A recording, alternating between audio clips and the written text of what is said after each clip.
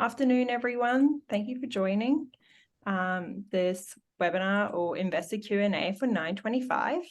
I'm Zoe. I'm a campaign manager here at Birchal, and before I introduce the team from 925, I would like to acknowledge the traditional owners of the land Birchal is based on, which is the lands of the Wurundjeri people of the Kulin Nation, and we pay our respects to their elders past, present, and emerging. These webinars are a fantastic opportunity to learn so much more about the incredible businesses on the platform, Birchal. And today we get to hear from Andy, Lee, and Prashant from 925 about their upcoming offer and what 925 is all about and why they're raising funds for this app. In today's session, Lee, founder Lee Dunsfield, is going to take us through a presentation for about 15 to 20 minutes, and then we'll go into the Q&A session. So if you look down the bottom of your screen, you will see a little Q&A chat box, and I encourage you to submit all your questions through there as we go throughout the session so that I can ask them to the team at the end. Today's session will also be recorded, and you'll have access to the recording afterwards, so keep your eyes peeled for that, please. Just before we begin, I'll talk very quickly about Birchal's role. So Birchal allows people to invest in early stage companies like never before. And through this type of capital raising, companies aren't limited to normal shareholder caps and investment amounts, allowing hundreds, if not thousands, of new investors to come in and join these companies on their growth journey. And as a CSF platform, we act as a gatekeeper to ensure that all offers that we host on the platform are compliant with ASIC laws, but also so that people are able to invest in Australian small businesses and startups. So without further ado, I'll hand over to Lee. Thank you, Zoe, and good morning, good afternoon and good evening, wherever you might be joining for. Thank you for joining the Investor Q&A. And as Zoe mentioned, I'm joined here with Prashant, our lead product and growth manager, and also Andy Scott, our Chief Operating Officer. So without further ado, we've got a lot to get through, and it's also, we're a bit time bound, so I want to be sure we cover off most of what we can get through, and obviously field all your questions at the end of it. So once again, thank you for joining me. And I'd like to introduce you to 925, our money app, which is a faster, simpler way of doing money, predominantly servicing the Generation Z market and young millennials from somewhere between 16 to 25-year-olds is our primary age range, which we're servicing. And the app is primarily focused on very fast onboarding, 30-second onboarding, all the way through to card activation, money management, and with a strong focus on savings and wealth generation. So I'll just take you through the slide deck at the moment, which should give you a bit more of a flavour about the market we're tackling and why we see there's a very strong need for this product in the market, notwithstanding the enormous response we've already had from customers and partnerships that we've already formed in the market to date over the last 5 or so months. So generally, some of the nuances or the stresses or frustrations that we see in the marketplace from the younger generation is they're not particularly tied to a financial product or a banking product, but more tied to the ease of use of that product that they might be coming across in the market, or advocacy coming from one of their peers. And the feedback that we've received and has been validated in the market already is that they're looking for a place that has a uniformed way to access a range of services within an application, and simplicity to share money with friends, family, and potentially payments and in the community. So lack of personalisation is one of the things that we've noticed as well. The younger generation, particularly in the market, the segment that we're targeting, we're steering clear of a broad offering, but more talking to the needs and wants of those consumers. And those consumers are telling us that they want very fast experiences. They don't want lengthy time to sign up things, and they certainly don't want to be engaging in traditional paper-based or long phone conversations, what you typically experience as they move to traditional banking products or the like. So fatigue in applications is one thing. They want to be able to uniformly use an app that can give them a range of things which I guess are resonating or that they feel are the most important things in their life. And those items that we see around savings, rewards is a big one, and obviously investment themed products is another one at the moment. So we've set out to solve the fast, simpler and easier problem, and that's by onboarding. And we'll go through the numbers a bit further, but we're in the tens, over 10,000 at the moment, and she'll reveal those actual numbers shortly during the presentation. Rewards, this has been validated through our card activation, so we have thousands and thousands of card activations coming through, in the tens of thousands of transactions coming through, and what those consumers are telling us is that they're predominantly just looking for fast and simple. And so without having to offer anything further, which was our plan, strategic plan, in order to onboard thousands of customers and scale that, of course, into the hundreds of thousands of customers, was to create that easy onboarding experience. And that's resulted in us with that seamless experience that we provided, has benefited, the application's benefited. We're somewhere in the vicinity of 3 million plus in deposits in a relatively short period of 3.5 to 4 months at a time. So we've been able to attract deposits, card activations, all while still yet to effectively step into a lot of the roadmap that we're looking to deliver. The multi-product component is something that we've really focused on. Now, we certainly don't advocate that we're a replacement for a bank, and we are certainly not what some may call a super app in the space. But what we are particularly focused on is multi-product in terms of what our consumers are looking for, which matters to them, and at this stage of their life. So this stage of their life is they're looking for, again, fast, simple and easy. They're then looking for ways to save and manage their money better and invest that money to grow their wealth. And that also leads to a more longer customer journey. So better lifetime of the customer. Once they start investing with the product, then they're obviously leaving their money on platform or portioning money from their previous bank account to our instant deposits into effectively very fast investment product suites that we've got coming out. One of the other features that we've got, which had instant take up, which we developed, is our own peer-to-peer payment system. So just with a simple username, customers can send money to each other instantly for free, and that goes along with consumers that may want to flip pocket money.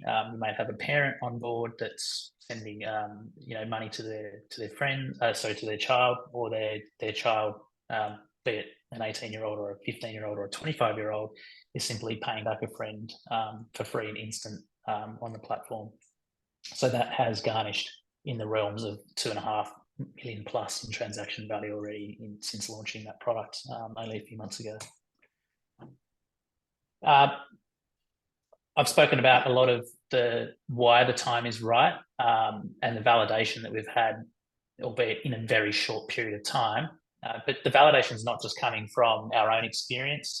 Some of the strong validation is coming from the banking sector, and the banking sector is telling us that they have a very broad offering, and banks obviously have to cater to a large audience, and that audience could be, anywhere from the 15-year-old to the 70-year-old or thereabouts. So there's a large broad offering. And so what they struggle to do is position their branding and their offering to the exact needs of the demographic or that market segment that we're tackling. And the model's been proven that they are looking for it, and it does convert and it does work for them. And on that journey, the banks are looking for customers like this to eventually onboard into banking products. And so on this slide, very simply, a very recent article this year in the Financial Review just revealing that NAB, National Australia Bank, are particularly interested in 18 to 35-year-olds, and CBA, obviously, Commonwealth Bank, are particularly interested in this market, particularly because of the future revenue that can come from deposits and mortgages. And so they are still looking upstream. However, what they're really interested in is how do we attract customers in the lower end of the market, or sorry, the younger end of the market, in order for them to become banking customers in the future. And so our marketplace is quite an attractive sector. However, right now we don't believe that there is there's limited offerings in our market right now. Again, notwithstanding our own validation, the banking sector has effectively said it loud and proud that this is probably the most attractive market segment that they could hope to target, and position products to grow this market share, which is what we've already established some pretty strong numbers in a very early phase of the business rollout. So yeah, since May, you're looking at 313% increase a month on month. Spend volumes over 29,000. Some of these numbers have increased already since these figures are out. So I believe our acquisition's 16,000 plus now, and we'd be easily over that $30,000 mark. 30,000 in transactions on card spend.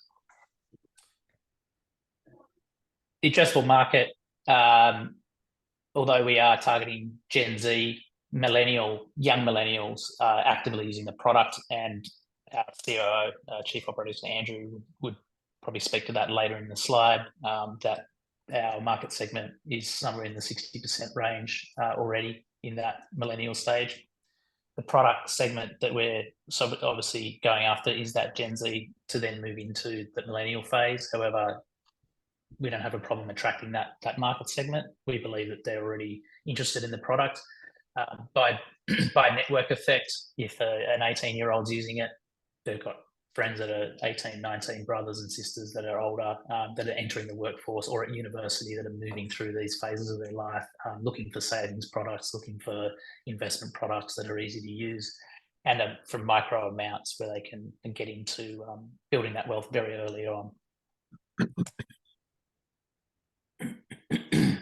So where do we sit today? In the last 12 months, a lot. So we've built a lot of product, a lot of technology. Most of it is built line by line from the ground up. It is very bespoke to our audience. And from today, you can see again, one of the fastest account openings. That's what we focused on, was the speed of access to an account. They can then run through KYC AML checks, activate cards, have deposit accounts, and start sending money instantaneously into the application, and sending money out of the product back to bank accounts or Australian bank accounts instantaneously. So usually within a few seconds. It's very fast. And those users can also, or customers can send money to each other again via what we call StreamTag, which is our peer-to-peer payment system. We developed a cryptocurrency product called Buy Bitcoin, and that essentially is addressing the demands of our customer segment, which is different to the demands of a 40-year-old or 30-year-old segment. The customers are telling us that they want access to new and emerging technologies, and certainly Bitcoin is the premier asset in that class. That was put out as a pilot. We're since going through some iteration of improvements in that product at the moment, and so that is not available to customers. It was put out on a pilot program, piloted for a 2-week period to gauge demand, and we had in excess of over 1,000 to 1,500 customers come through on that product alone. Developed microloans. So microloans again, this is all during pilot phasing. If you can imagine, during this last 3 or 4 months, there's a lot of piloting of products to gauge demand, to warrant scale up into the market. And so microloans was put out. There's an extremely large demand for that product, and we've since effectively gone back for a range of improvements that we can add into that product, and some changes just due to feedback from customer engagement to see where we could scale that product effectively, and while maintaining a very low cost base to operating that product. And last but not least, in the very immediate release of the product today, we have an imminent release. When I say imminent, sorry, I should say we're looking at randomly about a 4 to 5 week period. So somewhere in November will our themed managed investment portfolios be released, and that's an important product for us. We've had non-stop demand for that, even from our partners, and one of those partners has signed up with us predominantly for that product to service the micro investing component for financial literacy, and obviously engaging with their own audience to signify or signal to the market that they're interested in the long-term wealth of their own customers and their community.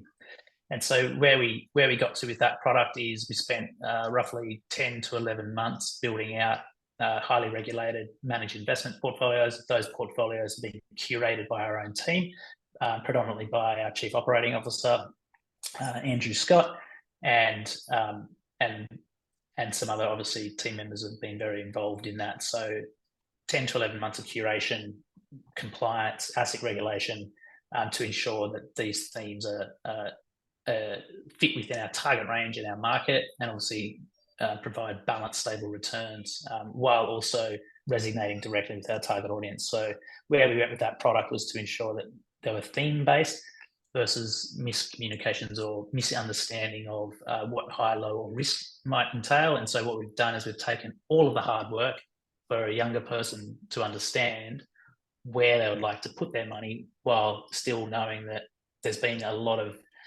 money and effort and resources put into ensuring that these portfolios are sustainable and will give them strong returns without them having to engage with what they may or may not understand is something that might be high or low risk.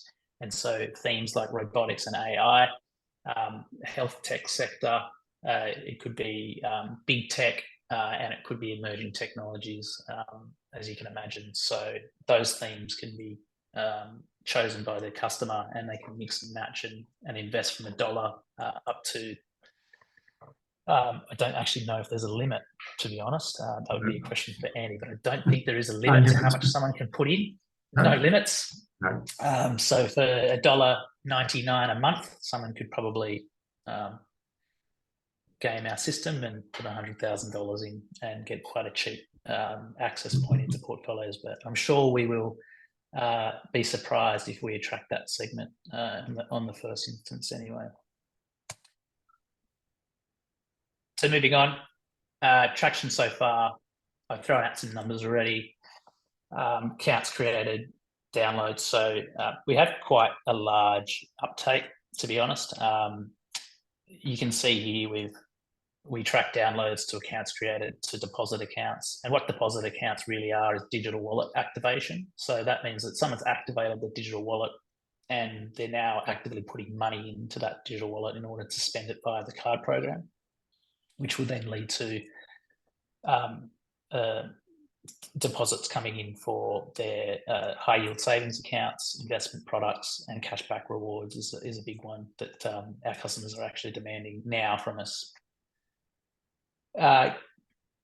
You can see down the flow, it moves through. This is in a 2-month period, by the way. So this is not even to date. This is only in a 2-month period. So pretty strong growth, we think, and uptake of the multi-product strategy that we're moving.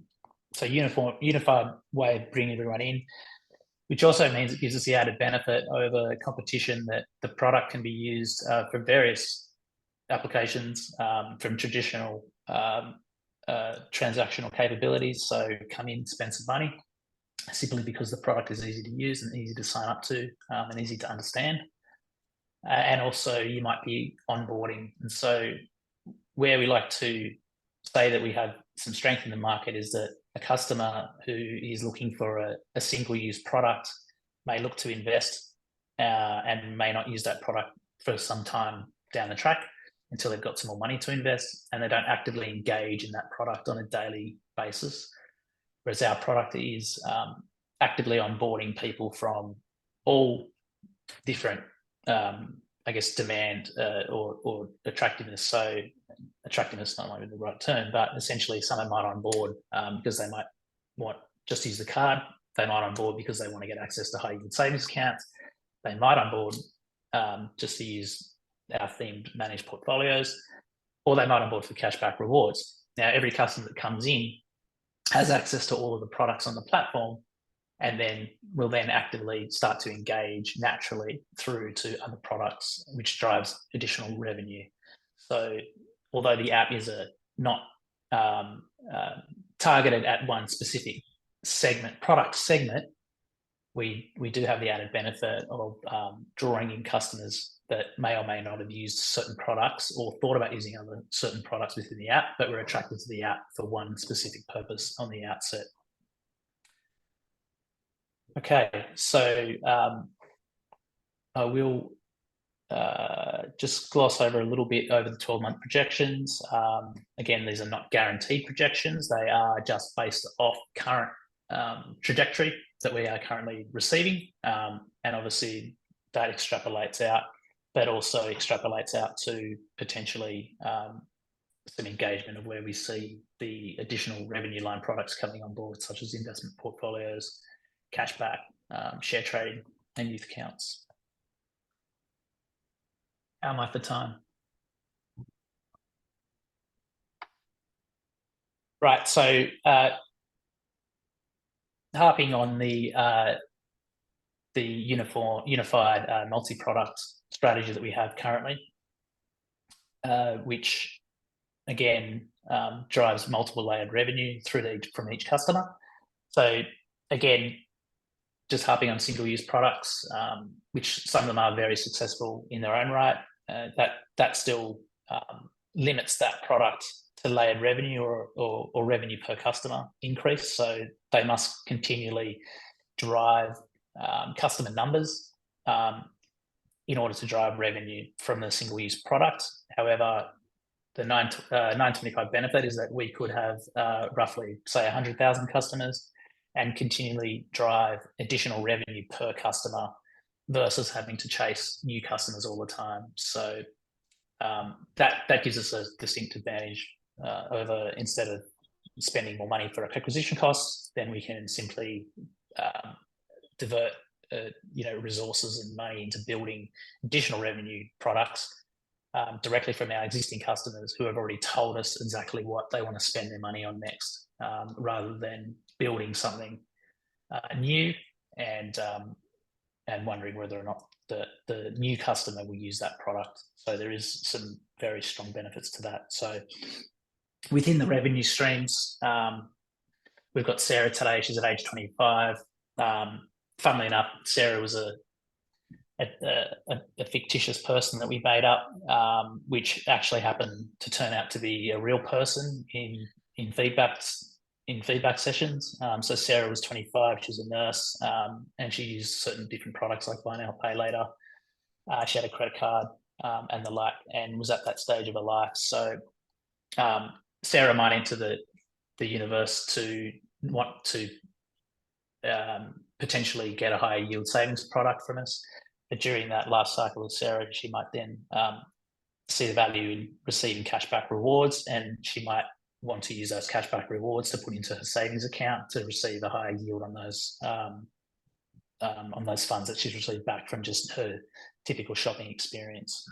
And then she might be receiving some higher yield investment returns on that savings product, and then decide that there's an opportunity to invest in the health tech sector where she works through one of our managed portfolios.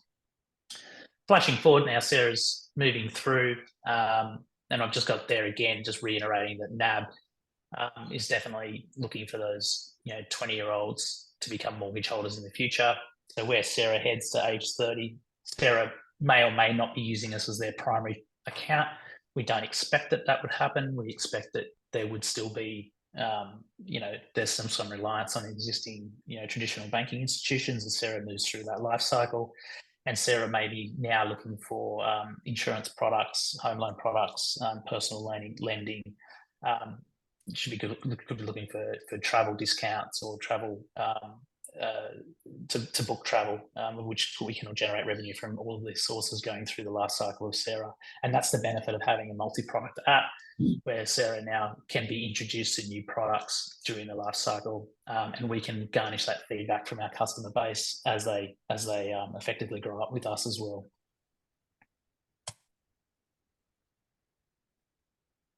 Growth and marketing to date been pretty strong.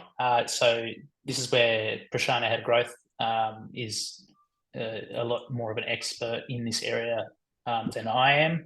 I will throw some tongue in cheek to this slide, because as you can see here, there's an event there called South by Southwest, and South by Southwest was very interested in having us on board at their event. And I hope this wasn't a privileged conversation, but I don't think so. But we attracted the likes of our partner to run a very big event at this new overseas venue that was coming to Australia, which is actually on right now. And we also secured a collaboration, very strong collaboration, with one of the largest action sports drinks providers in the world.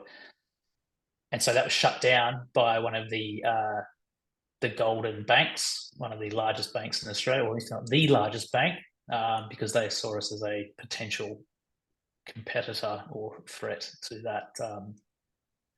that event by us being there. So without going any further into that, I'll just let Prashant just give you a bit of flavour around some of that partnership that we've got secured, and I guess the future projections of where that collaboration could go. So Prashant, thank you. I'll hand it off to you. Thanks, Lee. So talking specifically about customer acquisition and growth, so what we've got are the standard channels of digital marketing and email marketing and social media marketing. But what we're able to do at 925, which is going back to Lee's point about, because we're so hyper-focused on the segment that we are, we've got the unique advantage where we don't need to pretend, like unlike the other institutions, we don't necessarily need to pretend to understand that audience, because we're just focusing on that audience, and that allows us to sort of engage with them completely at their level. The first one being the partnership with Rumble, which is Australia's premier skateboarding pro tour. As you know, skateboarding has just became an Olympic sport in the 2020-2021 edition. The first ever gold medalist for skateboarding was an Australian skater. So this is quite a really exciting opportunity for us, because there are 1 million skaters in Australia. They're all in the skaters start as young as 9, and they go into their 20s and 30s. So by the time they're reaching their mid-20s, they're actually at the tail end of their career. So it's really important for skaters to start thinking about how to save money, how to plan for the future, how to plan for the end of their career around the 17, 18-year-old range. And that allows us, so by us talking to Rumble, which is part of the Australian Skateboarding Federation, we've actually got direct access to as many as 1 million skaters who are sitting exactly in our target audience. And we can speak with them directly, not just about financial literacy as being this nebulous concept, but directly offering them our product. So that's something that's really exciting. You know, keep your fingers crossed. Some of the athletes that we're talking to, you're probably going to see them in the news in the next couple of months, because they're going to be ready. They're going to be getting ready to go to Paris for the Paris Games. And that's just sort of one example of the kind of audiences that we are able to access because of the fact that we're focusing on this audience. So entering the universities is another example, where next week we're talking with some of the larger music festivals in Australia as well, because again, that's exactly the kind of audience we need to be speaking with. That's exactly the place we need to be at. And what's really encouraging is the fact that they're actually getting in touch with us. Similar to what happened with the Skateboarding Federation, the music festivals are getting in touch with us to see how we can collaborate with them, not just on a tactical basis of getting customers on board, but also on a larger association, because they want us to be part of that community and part of that environment. So yeah, that's just a flavor of how we're using pre-existing networks and pre-existing communities to make ourselves known, get more customers involved, and continuously listen to what the customers actually want. Yeah, great. Thanks for that. Thank you, Prashant. As Prashant's pointed out, customer acquisition costs are very, very important to us. Keeping customer acquisition costs low, and obviously that coupled with keeping our operating costs very lean, lends us to dig deep into these networks, and these networks are already responding to us very rapidly, and that rapid engagement that we're having with these networks is shaping the product, and the shape of the product leads us to developing teen accounts and other things which hit that audience as much as possible. And so if you can imagine, financial products is a big space, and it's a hotly contested space in top line marketing, and a lot of money is spent and won and lost in those areas. However, our early signs are showing us that we can acquire thousands or tens of thousands, or if not hundreds of thousands of customers through advocacy and action sports, where advocates will be effectively driving product usage through engagement of our product to their audience as well. And so what we understand from feedback, and obviously market data, is telling us that customers at that demographic are actively using products that their peers are using, or heroes or sports stars that are using, and those people advocating for our product are using our product in a way to demonstrate the things that they're doing. So we have to be very careful in the way that we focus on that market, of course, and part of that strategy again is the fast and simple way, rewarding customers for signing up, giving them access to cashback rewards is one way to bring customers in, but then lead them down that path of financial wealth and health effectively. So selling financial independence and wealth and well-being up front to an 18-year-old is not something that they generally resonate with directly. But what we do is we effectively lead that horse to water by dragging them in through a lot of these networks, offering them rewards, and then educating them and bringing them tools that they can then invest their money in, drive savings and wealth and change behaviour, versus obviously single-use products which may or may not just be advocating for spending more money in the marketplace. So that's something we very, very strongly believe in, and it's resonating and has been validated. So just moving on from there. So current roadmap, we've talked about the card and the account, the rapid adoption of that, the lending. We've got 3,000 requests in this. It skyrocketed up to somewhere around 4,500 requests for credit products. What we believed was the right credit product at the time during the pilot is not what we believe it should look like in the future, and we're working on new models to drive a more sustainable and scalable way of delivering, healthier credit to customers, not so much to customers which may be in a spot where they shouldn't be given credit. So that's something we're working on, and obviously that's got a lot to do with our reputation, obviously, in the market and driving scalability to say 1 million customers. There's a lot of daylight between developing that product. Bitcoin trading again. That pairs well with what we were talking about in terms of resonating directly with the audience that we have, and then wanting access to different products which they're interested in, and only delivering them products which we think are the safest in the market in that segment, so to speak. Portfolios, we talked about that. That's coming out sometime in November.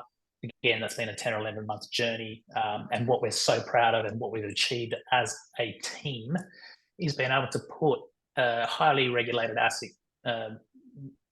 managed portfolio product to our customers amongst multi-product And delivering that is a big achievement.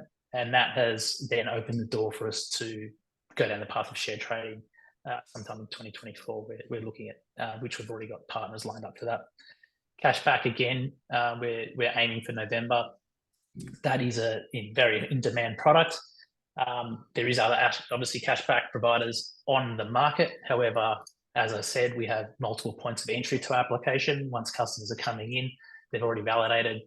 They have no problem putting in more than $3.5 million, or sorry, over $3 million in a very, very short period of time. That's trust in our service, it's reliance on our service, and it's engagement in our service. And then cashback is laid on top of that to obviously drive revenue and obviously reward our customers for coming on and spending money with us.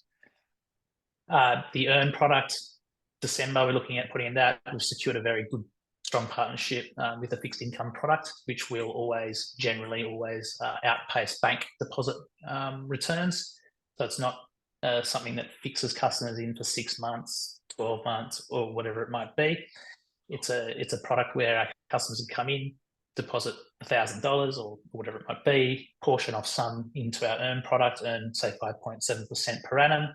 That's not guaranteed return. It's just an indication of a range, or 5.5 to 5.7, and they'll be able to then redeem that money at any time to either spend it, or they might have saved that money for some other purpose, such as a holiday car or deposit for a house, potentially. The teen accounts we spoke about previously, that's been driven by demand from our customer base and partnership. So the demand there is particularly about how do we get younger demographic into our application, using the product, trusting the product, and giving them the tools to then save more money and invest more money with the approval of their guardian or parent. So that product will be a network effect product. If we say, for instance, sign up 10,000 teens onto the application, that means 10,000 parents have also signed up to the parent. So we net 20,000 new customers on board for that product there. And that product, we think, will give us a strong lead in that market, where we don't see that there's any competition in the teen market. There is obviously accounts that service primary school age, and as the consumer grows up and wants a more grown-up approach to how they receive and spend and handle their money, then with still the parent and guardian potentially having controls in some respect, but not complete visibility over the transactions, this is something that we believe is underserved in the market in Australia particularly. So looking ahead into 2024, I did mention share trading. We have all of the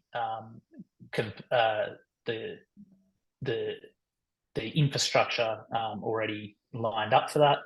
We can build that faster or sooner, or push it out, but we see that naturally coming in behind some of the other products, which we can deliver a lot faster and a lot quicker, focusing predominantly on revenue generation and customer acquisition on the first instance. So once again, acquisition of customers is not, we've proven we can acquire customers. We've proven that the customers trust our app to deposit millions of dollars into, and now it's about them staying on the platform for as long as possible to utilize the additional revenue products that we're delivering. The revenue lines that we're delivering have been asked for by our customers currently. So we survey those customers when they come on board periodically and continually. So asking for their feedback on what they want to see next, how they want to see it shaped, what are they using it for, where do they want the app to go, and that shapes a lot of our roadmap coming in. And multi-currency is something that feeds into international students. I think there was somewhere like 560,000 new international students which came in over 12 months. These international students hit the ground. They're looking for a bank account straight away in order to start their job. Their job might start 5 days before they hit the ground. They don't really want to engage in a 1 to 2 week process with a local bank and setting up a bank account. Albeit there is probably some faster options out there. However, I think, Prashant, you were saying we have access to, there's 3,000 immigration agents. And I think, Birchal, you've contacted roughly 100 of those, and they're all showing very strong interest for a product which can service international students landing. They're packaged up, given a SIM card, given the 925 app, they can start work tomorrow and start transacting, sending money, paying rent, doing everything they do without any friction of entering the country and getting started on their path to whatever they might be doing. Technology. This is a big one for us. So one of the biggest impediments to technology companies is tech debt. And what tech debt is essentially, I build a product, I invest in a product, then I get to a level of customers, call it, 50,000, and things start to break, things start to slow down, things start to go a bit pear-shaped. Customers ask for different variations of the product, like teen accounts, and what then actually happens is they end up spending a lot of investors' money rebuilding that platform from the ground up in order to service the scalability and growth that they're trying to achieve. And then what ends up happening is complete disruption and slowdown of development of new revenue products and customer acquisition while they're trying to fix the infrastructure problem that they have. Now, this is not something that every investor or person usually thinks about. They just think, oh, great, it's an app. It probably it's just software, right? It can just scale. But it's actually couldn't be further from the truth. So we spent a lot of development time and a lot of resources building what we call microservice and event-driven architecture. Now, some of the largest financial institutions, some of the most successful applications of scale in the world have been announcing just recently that they've finally, after 5 years, completed their design change and infrastructure change to event-driven architecture. This is something we thought about early on. This is something we've got. This is what we've built, and which gives us the capability to have endless design configurations and permutations and whatever else it might be. So the architectural design of what is component is part of the I guess the magic of what we're doing. We've got what we call a product catalog that we've built. So those product catalogs can be switched on and off based on different conditions. And what those conditions could be is a younger person signs up, they're identified as being under 18.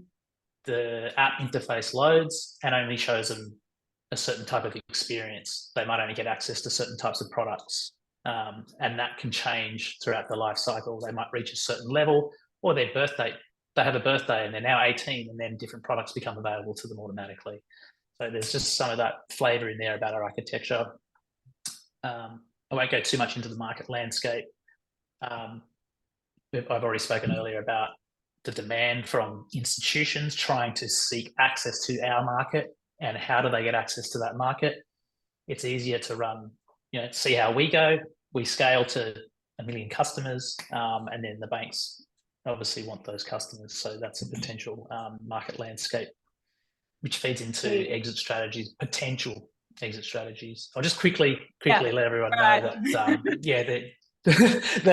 the potential exit strategies, and this is not something that we just believe could happen. We've already had conversations with payroll companies and obviously currency exchanges and things of the like, and they're looking for new ways to on-ramp consumers in our age demographic into their products. So if you can think about all the other larger companies out there that might hold vast oceans of products that they might want customers of our demographic to get into.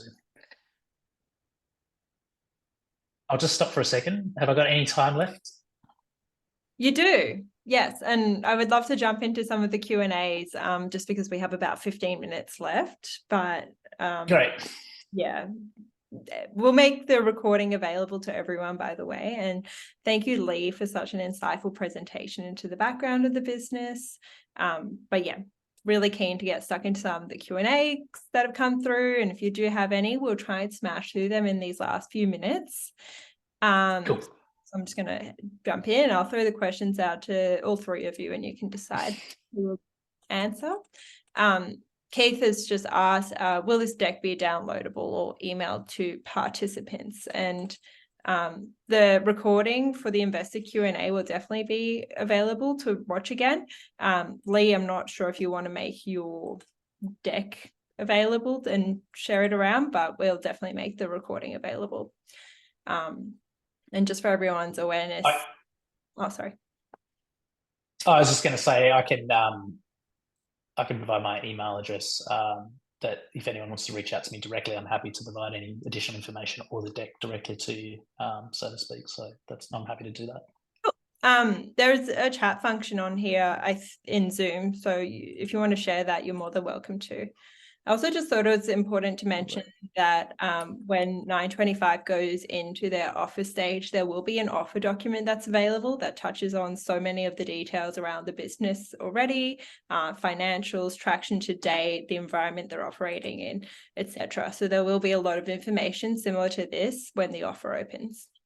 But yeah, I hope that helps, Keith. Taryn's got a couple of questions. So will you be looking to re-explore users being able to access their salary early again? What were some of the challenges you experienced around this when you first started 925? So the short answer is it's definitely on the horizon. The reason why we decided that pathway was something that we needed to effectively move away from in the short term, or the midterm, should I say, is because what we were focusing on previously was a single product with a single purpose, as you can imagine, and employers were looking for more of a holistic way to help their employees, not just access to money. And just access to money doesn't really solve the critical problem that they may have up the stage, and that is, why do you need access to your money in such a readily way?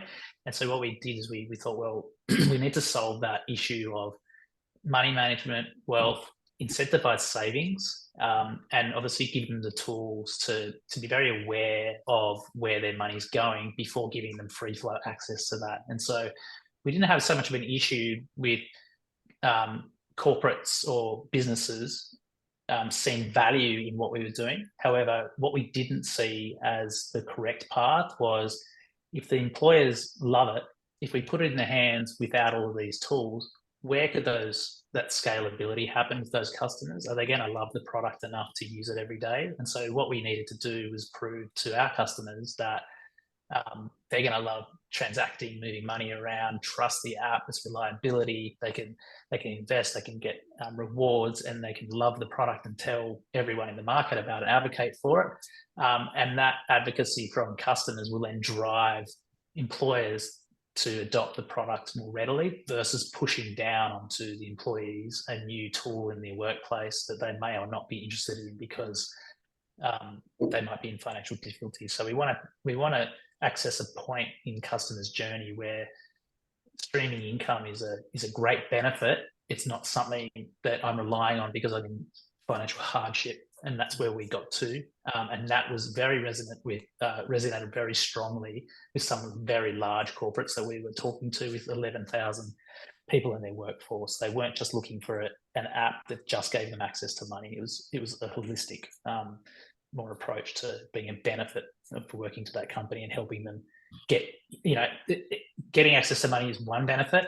But if an employee, I won't harp on this too much, but if an employee then saves all money, hits their goals, grows their wealth, and becomes financially better off, they're going to attribute that to their workplace and become very, very connected to that workplace, versus I'm always in trouble, I'll just use my app to get access to money because my employer gave it to me. And it's just not something that I'll use if I didn't have to use it, but rather I now want to use an app because I love using it because it's helping me get better. So that's part of a bit of flavor around that. There is some other nuances and scalability with that product, but ultimately we set out to solve the customer problem, not the technical problem that might be happening in the market for scalability. Thank you, Lee. I hope that answers it. Yeah. Taryn's got a few questions. So next one is from Taryn too. With 925 looking to consolidate lots of features into a single app, How does it look to compete with similar micro-investing apps like Spaceship and Raise, where users can tap into the US market and real estate market, for example? Yeah, good question. Again, so single purpose app versus multi-product app. So Spaceship and the other products which you mentioned, or those types of products, are very good in their own right, and are only used essentially when a customer wants to invest. And so the benefit of essentially 925 is that you can actively use this app for a multitude of use cases, right? So customers could be using it to transact, to use it as a savings app.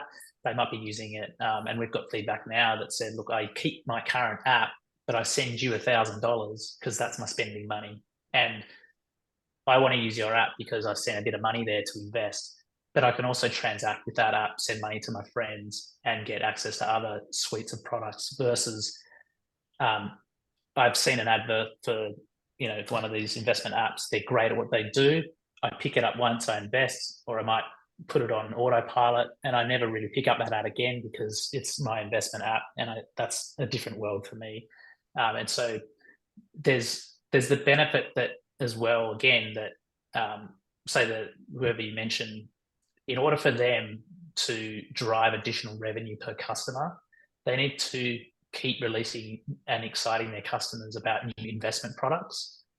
Our customer segment is always looking for ways to get rewards, grow their savings, invest, get access to new digital currencies, or potentially new different types of cards, or they could be looking to do currency exchange, and get a travel card. So those are the kind of benefits which keep that customer engaged for the lifetime of the journey and gets us to drive additional revenue to that customer.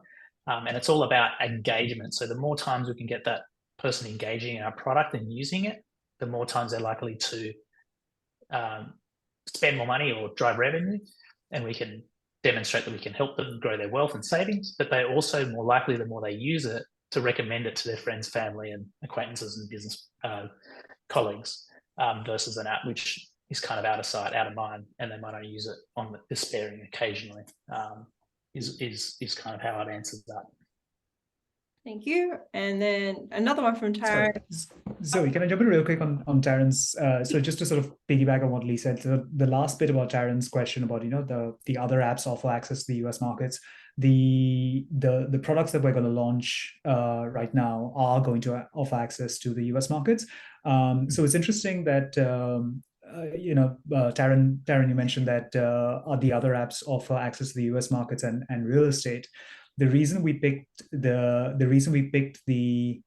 packaged ETFs the way we have is based on user feedback. So we asked our customers what they're interested in, and all of them has said, there's a robotics thing, there's AI, and there's health tech, but I don't know where to start. I don't know where to look. I don't know what to do. And this packaging of products, this packaging of ETFs in as portfolios is what they've picked as, oh, okay, this looks exciting, this makes sense to us, and that's why we built it and offered it. And to answer the real estate question as well, is the advantage of being a multi-product app is that we aren't limited to, we don't have to say no to anyone. So if somebody actually says, oh, if there's enough critical mass of people saying we're interested in investing in real estate, we can actually start building it and introducing it into the app, which is another advantage that over the other apps. So, you would never go to a Spaceship and go, I'd like to invest in real estate, because that's not what they do. Whereas for us, we don't ever have to say no. We'll be like, yeah, okay, sounds good. Let's get on it. So yeah, that's it. Thanks, Zoe. Thanks. Last one from Taryn. What's the biggest gap and challenge that 925 are facing currently, and how are you looking to solve it? Well, the first thing that came to mind is growth has been too fast, and that might sound like a funny thing to say, but the rapid growth that we had in the first 3 months did throw a bit of a spanner in the works. So we quickly realized that there was a few things that needed to be improved in terms of just day-to-day management. So what worried us and why we took a deliberate and strategic slowdown of customer acquisition is because if we scaled from 16 something thousand customers today to 100,000, which we could easily do in 6 months or 7 months, then that's probably maybe a bit ambitious, but maybe say 60, 70,000 customers in 6 months. It brings with it growth problems. And that's probably the biggest challenge, I think, in the last 6 weeks leading up to this capital raise. We've had to jump in and build a whole multitude of automated management tools for transaction monitoring. Transaction monitoring is effectively keeping our community safe and warning off bad actors within our system. We've made the system very easy or the app platform to sign up to, get it quick, easy, fast, instant. But with that comes responsibility and technology build that we have to make sure to protect our community, educate them around all sorts of bad actors and threats that occur online. So that came with instant explosive growth. We put a deliberate slowdown to that growth because of that. And that hasn't actually changed much. I mean, I think last month we put on organically 1,000 new customers, and we're somewhere around that 70 to 110 or 20 per day currently coming in. So the acquisition for us hasn't been a problem since day one, but too rapid growth could put a bit of a spanner in the works. And that's not because our technology can't handle the scale of the customers and transaction volumes. It's purely compliance management in the back end for us in order to keep the rest of the community protected and safe, and making sure that there's no friction happening around people using our app for the wrong type of reasons, so to speak. And there's 1,000 different reasons why that could be happening, and that's what we've invested in the last 4 or 5 weeks, and what we didn't anticipate or see that happening early on. So that's probably been the biggest challenge for us. Now we've pretty much fixed all of that, so we're ready to go again. And a lot of the money used from this raise is essentially, you can see, with customer acquisition's fine, validation's been done, customers are telling us what they want to spend their money on and where they see value in the app, and now we're delivering those and want to deliver those before Christmas, before we head off to holidays, and drive the customer acquisition into the app again and bring that revenue in strong, so that we can meet that break-even point. I think it's somewhere around November next year. Cool. And more information about the use of funds will also be available in the offer document. We'll just wrap up with these final 2 questions. This one's from Gary. Another question. So this one's from Gary, and Gary's asked, does 925 need a financial services license to provide these services? Again, good question. Yep. Sorry, Andy. Actually, I do have a chief operating officer. He is very capable of answering those questions, so I might hand that off to him. So the short answer is, where we need an AFSL.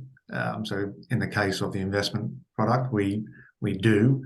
Our provider AFSL, and then there's an arrangement called a corporate authorised representative, which we become under their AFSL. So where that situation arises with other products, it'll be the same scenario. Longer term, we do anticipate putting the application in and seeking our own AFSL. It's an expensive and time-consuming process, and we're simply too young to have achieved that by now. So we rely on our partners and operate under theirs. Thanks, Andy. This might have been touched on just a little earlier, but Susie has asked, is there a plan to expand outside of Australia? Maybe another one for you, Andy. Sure. Plan, yes. It's not in the immediate scope. Australia is where we've started and where we will focus. We definitely want that international expansion, just purely for market size. The opportunities are far greater overseas, and we feel with our product there's definitely a first mover advantage. So it's in our longer term plans, but it's not definitely in the immediate term. Cool. Sorry, I'll probably just quickly add to that. What we're talking about before is there's 4.3 million people in the Gen Z range. In our target demographic completely, there's 11.4 million Australians that could potentially use this product. So there's quite a large scope there, but what we need to prove, or really just improve on, is making sure that we've built out proper networks. And so then we understand how to distribute the product fast and effectively, and make good use of investor funds and utilisation, and they're very effective at doing that as a team. To date, we have been very effective at doing that, but if we enter, say, the United States, we want to be hyper laser focused and very effective to enter that brand new market. So prove out the market here, obviously get strong market uptake. And when we say strong market uptake, we're probably thinking, in a couple of hundreds of thousands, maybe 500,000 customers, and then take that experience and develop that product to that second marketplace. Now, that's notwithstanding, we may secure a partnership or distribution partner in another country, which accelerates those plans, because we see that as a path to a very, cheap acquisition cost to distribute the product. So the answer is absolutely yes, but probably not just yet. And so one last point on that, just back on the technical architecture, the way that's been built enables us to be far more nimble moving into a new market, because we've got that ability to take out an existing product and bring in an offshore one quite quickly. So that's the advantage of having it designed that way. Cool. Good point. I'll just wrap up with this last question from Damien, and Damien has asked, will Nine25 be offering any kind of benefit to your existing customers if they participate in the crowdfunding round?